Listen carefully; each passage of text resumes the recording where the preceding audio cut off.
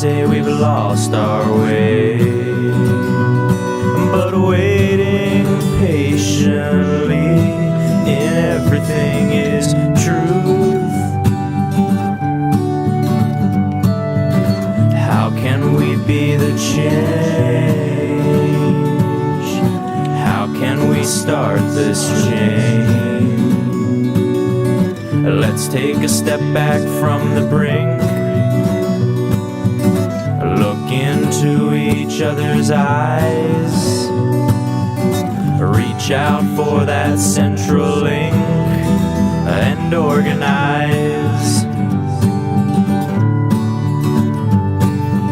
Reaching the rays of hope, guiding the ways to go. The central link, the central link, the central link. Please join us on the Central Link. Hi, I'm Andrew Fake with the Central Link. And what we'd like to do on the show is have a variety of hosts from time to time. Now, if you think you might make a good host and you want to lend us a hand, make sure you go to our website and click Contact Us. That's thecentrallink.tv. I'd like to introduce you to a local businessman who agreed to help us out for today, Mr. Jay Suckup. Enjoy the show. Good afternoon, everyone. My name is Jay Suckup, and welcome to the Central Link. Today, my guest is Mr. Rob Wood of the Spoutwood Farm.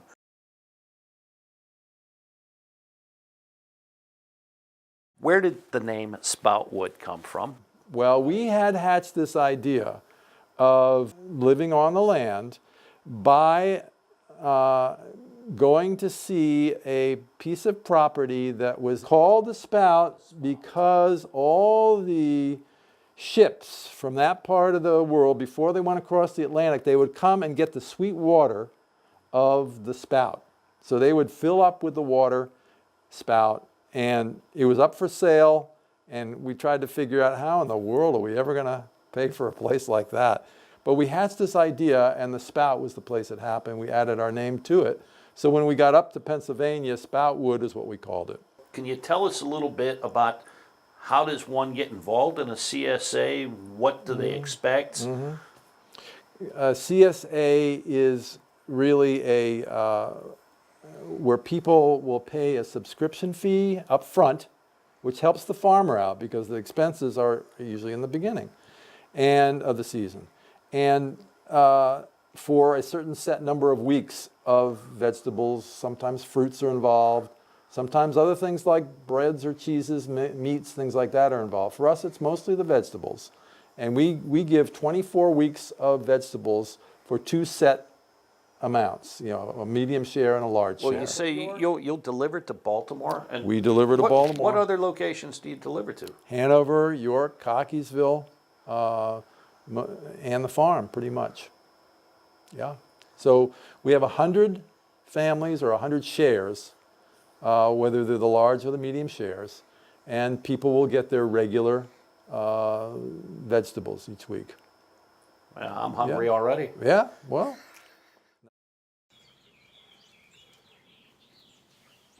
Hi, I'm Jess with Racehorse Productions. Do you need a high-quality professional video for your business, product, service, event, or something else? We at Racehorse Productions have a motto: if you can dream it, we can film it. For all your video needs, give us a call. We would love to work with your idea or help create one for you. Thank you, and remember, if you can dream it, we can film it.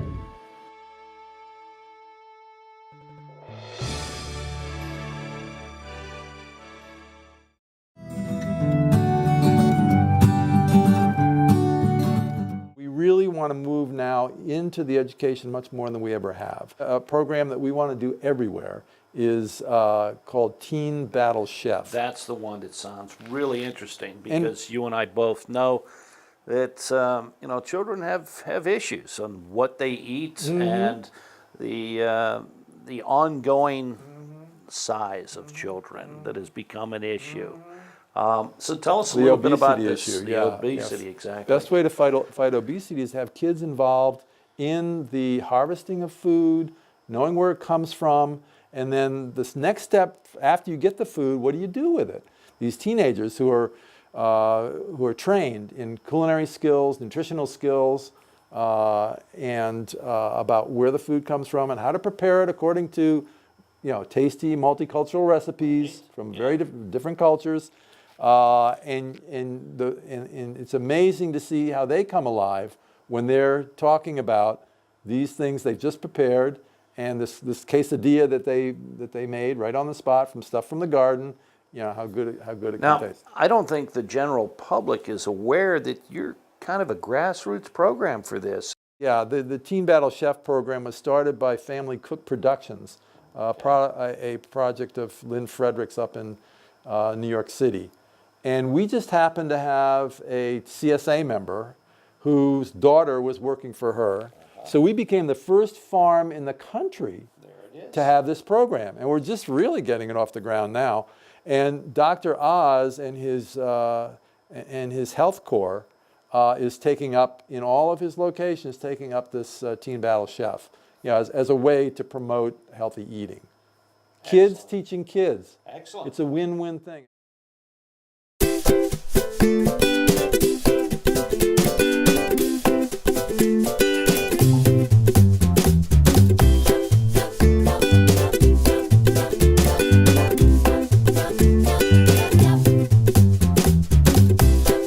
The idea with transplanting is to make the transition with as little stress as possible. Now what you need to do is be very careful when you remove the plant from the pot, leaving all the roots intact. When you plant them in the ground, make a hole a little bit larger than the root ball and place it just a little bit deeper than the plant is in its original container. The key word there is just a little bit. The only exception would be tomatoes. Tomatoes can be planted up until the first set of true leaves. Wherever a tomato stem touches the ground, it will send out roots.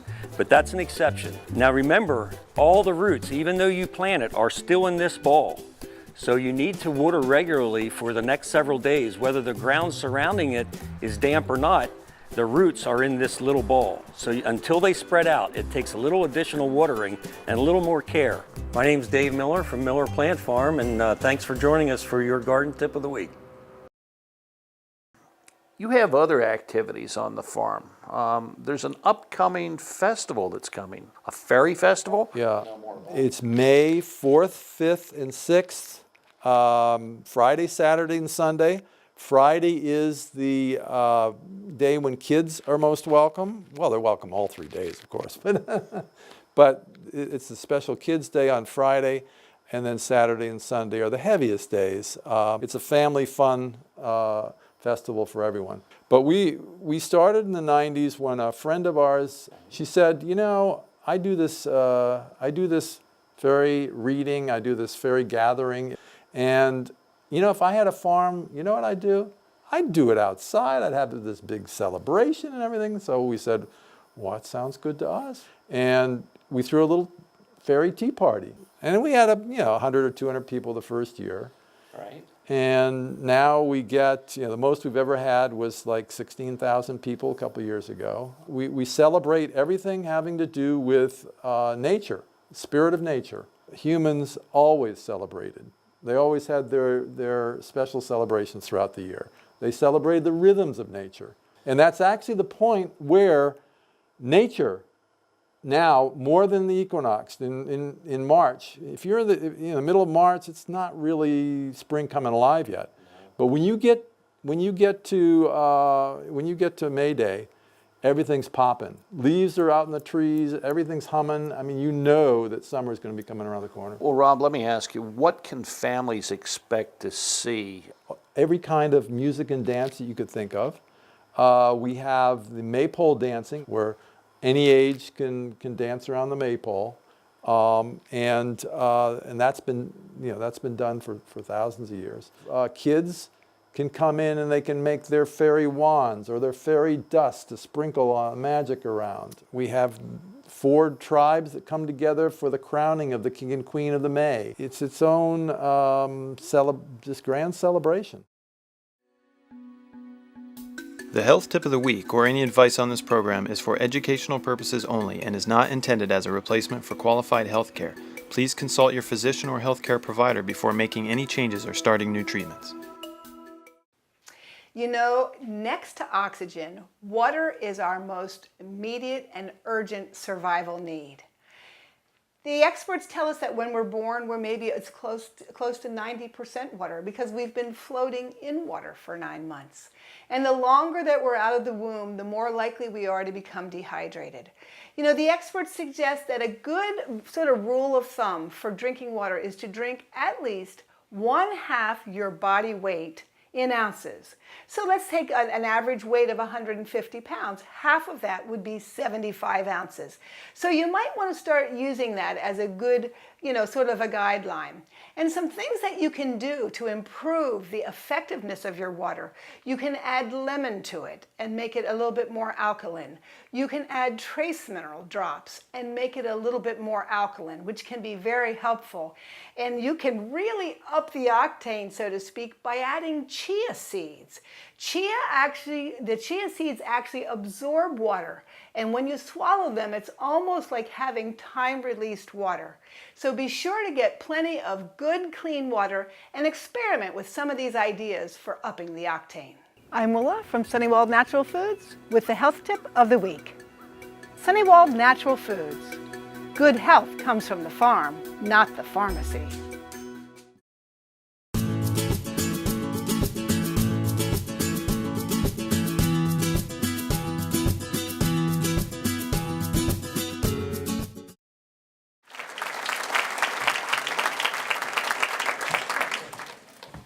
Well, hello, York County agriculture supporters.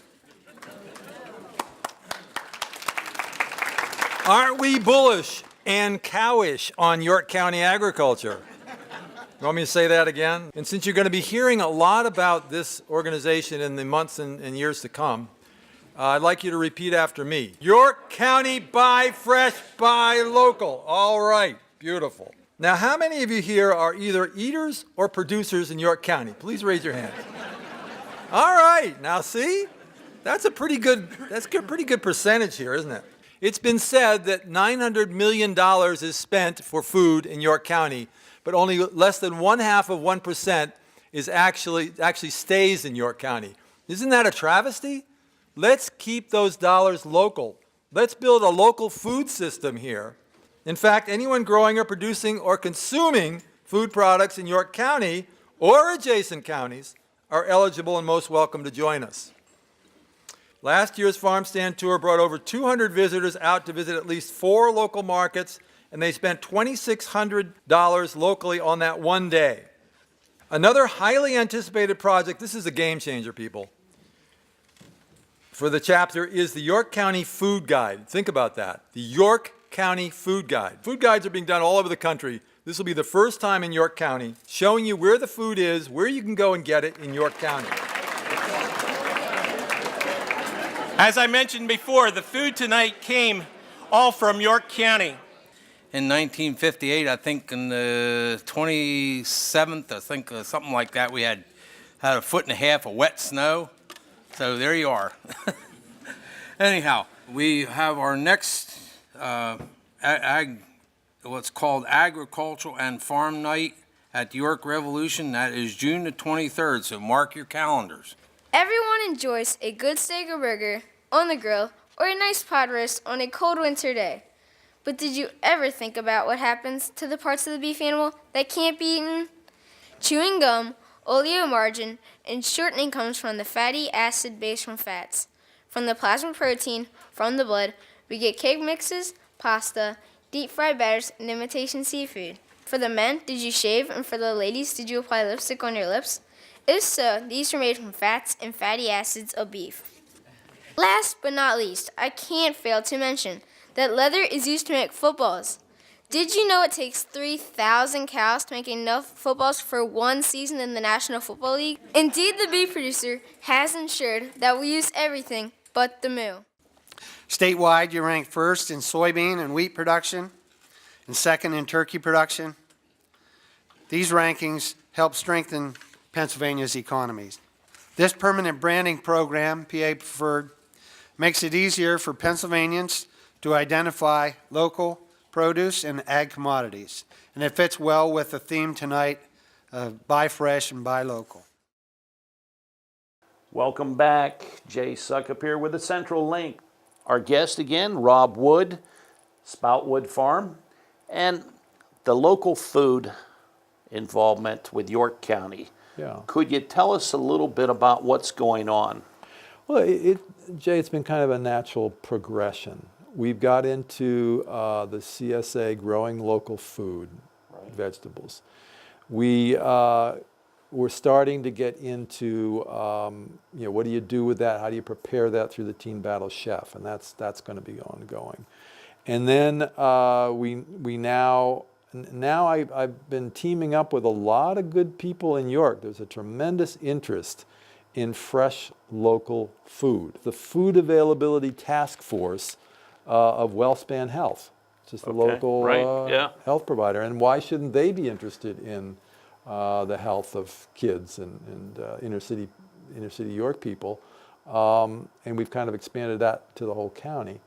So I met a lot of people that way. Then we developed the York County chapter of Buy Fresh, Buy Local. Because what would happen if we actually had more and more farms growing our food here locally? What would happen if we had, you could go out to a farm and see where the beef or the pigs and the goats were being raised. So right now, less than 1/2% of the food that we eat in York County is actually produced here in York County. And if that were actually to go up to 2 or 3 or 4 or 5%, you're talking about a tremendous amount of money being kept in York County for the benefit of York Countyans. A lot of people are interested in healthier local food. Right. There's a big local food movement all across the country. What will happen if energy goes up? It takes an average of 1,500 miles to get whatever is on your plate to your plate. The transportation costs. Transportation. So if gas goes up to $4, $5, $6 a gallon, you're going to be seeing a lot more things grown more locally anyway.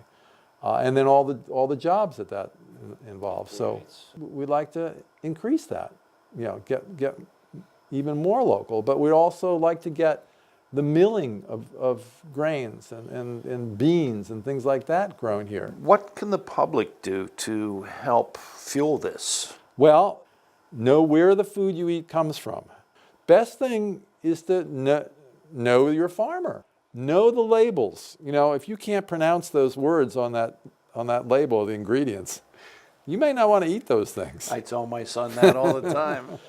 Other thing is we need a good food policy which really pushes for the wholesaling of food, getting food into the schools, having food grown not only in backyards but in community gardens. There's just so much that can be done to grow food locally and to eat food locally. So that's going to be about 5-10 years worth of work that we need to do in this town. Well, I think we're up for the challenge. York County, the challenge is out to you. Get involved. Join the Central Link. Visit Rob Wood at Spoutwood Farm and see what they have to offer. The knowledge is tremendous on what you can learn here. The Central Link team visited Sky Blue Farms in Felton, where they raise high-quality black-hide Angus beef cattle. They house roughly 500 to 600 head of cattle at any given time. The manure from these benevolent bovines is collected by Sky Blue and used on their own Sky Blue land to grow their very own feed. Wondered if it could be true that they were sweet mansions eternal, somewhere out there beyond the blue. Here, the cows are fed a good nutritional ration of hay and grain. Again, all grown on Sky Blue land. The cattle are kept for about 5 to 6 months, and protein and minerals are added to the feed to help them bulk up. And when they reach about 1,400 pounds, they are officially weighed and sold off. Heaven, happy home above, heaven, and the peace and love. Oh, it makes me feel like traveling on. Heaven, eternal, heaven, supernal. I'm so glad it's real.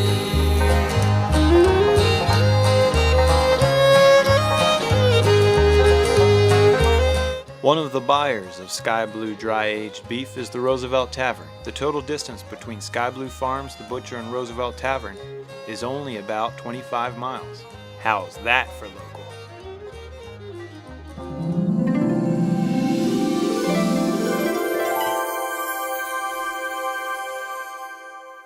Hi, welcome to the Roosevelt Tavern. We are on the corner of Penn Street and West Philadelphia Street in York City.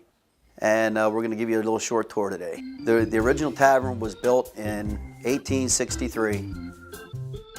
This is our smallest of the private dining rooms, but the most requested. We can seat up to about 30 people in here. We can hold private meetings, birthdays, anniversaries. Now we're in the Victorian room. We do a lot of rehearsal dinners and small weddings and such in here.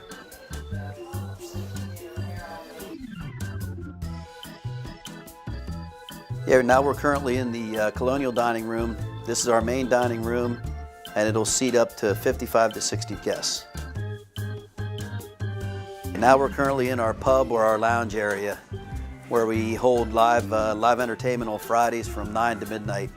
We also run a light fare menu in here during the music, and normal days and normal evenings and during the week, we also run a pub menu in here, which is different from our normal menu in the restaurant area. Good afternoon. I'm the executive chef here, Dwayne Spencer. Our first dish we have here is a strawberry watercress salad with fresh strawberries, watercress, crumbled gorgonzola blue cheese, brioche, croutons, and then we also have on the entree, we have Atlantic salmon with gnocchis, wilted spinach, smoked tomato, coulis, and then for dessert we have a creme brulee with a little bit of a bouquet of fresh fruit. We're using produce from Dietz in Hellam, Lehman's in Hellam, also dry-aged beef from Sky Blue Farms. We also have our chicken, our poultry is from Shady Acres, and that's in Lancaster County. We're also planning on having a garden plot this summer where we're going to feature heirloom vegetables and herbs, and then use them on our nightly specials here at the Roosevelt Tavern. Thanks for visiting us today here at the Roosevelt Tavern. We look forward to seeing you soon.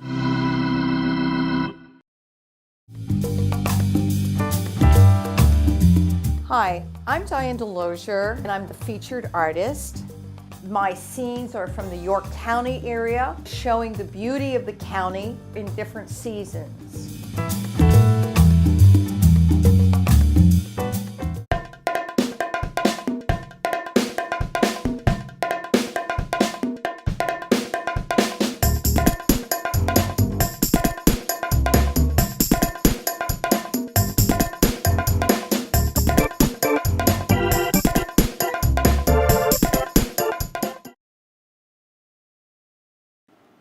On March 24th, we stopped by the Horn Farm Center to attend their gardening workshop that we told you about in our first episode.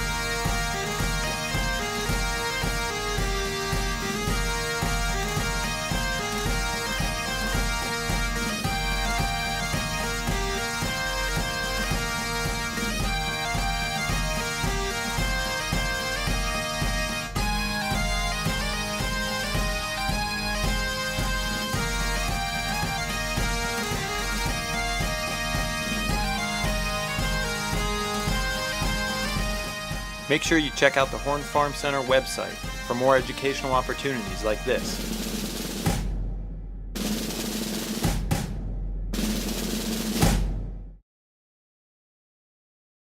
Hi, I'm Homer Walden, and this is Sunnyside Farm. This is my wife, Drew. Hello. And we are farmers.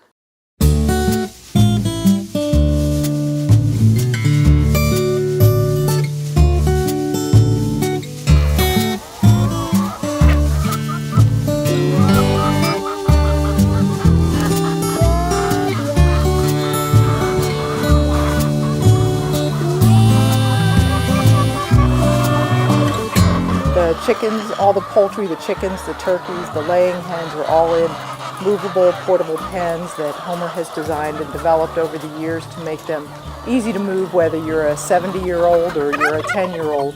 And everybody has a job. Our cows mow the grass for us. Our chickens, they fertilize it and eat the bugs.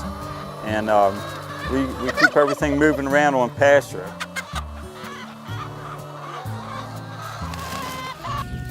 I used to be an experimental model maker from Johns Hopkins Applied Physics Lab in Laurel. We don't own either a tractor or a rototiller. We use our animals to do that type of work for us. Our pigs are used to dig up our vegetable bed. We don't use any chemicals here or medications. Everybody's you know, working on whatever jobs they had to do, and they do really well. Jay Suckup with our guest, Rob Wood from Spoutwood Farm. Rob, if you want to just follow up with a couple of the dates for our viewers so that we have an idea of what's coming up. May Day Fairy Festival is May 4th, 5th, and 6th this year. And when people are there, you can also see our garden out front where we grow all of our food for the CSA. And if anybody is inclined to want to sign up for the CSA, we usually sign up 10 to 15 people at that point. Right now we have probably about 30 or 40 extra spaces. And then the other thing that I would really love for people to start thinking about building this local food system in York County so that we actually are supporting each other in one of the best things that we can do, which is eating healthily in York. And we're building up, a bunch of us are building up to this York County Local Food Summit, which will be held at the 4-H Center near Stoverstown, near Spring Grove. That's going to be on the 7th of November. It's going to be an all-day affair, and as many people should come as can. So eat locally and stay healthy. Thanks again to our viewers for visiting the Central Link today and our guest, Rob Wood with Spoutwood Farm. See you next week.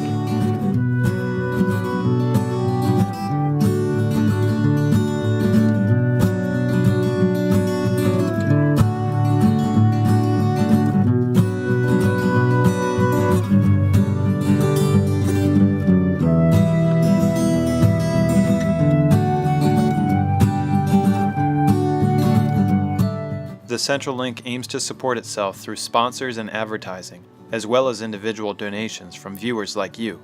You can advertise your business or easily make a donation with PayPal on our website. Help us keep the show on the air. Your contributions will directly support our staff.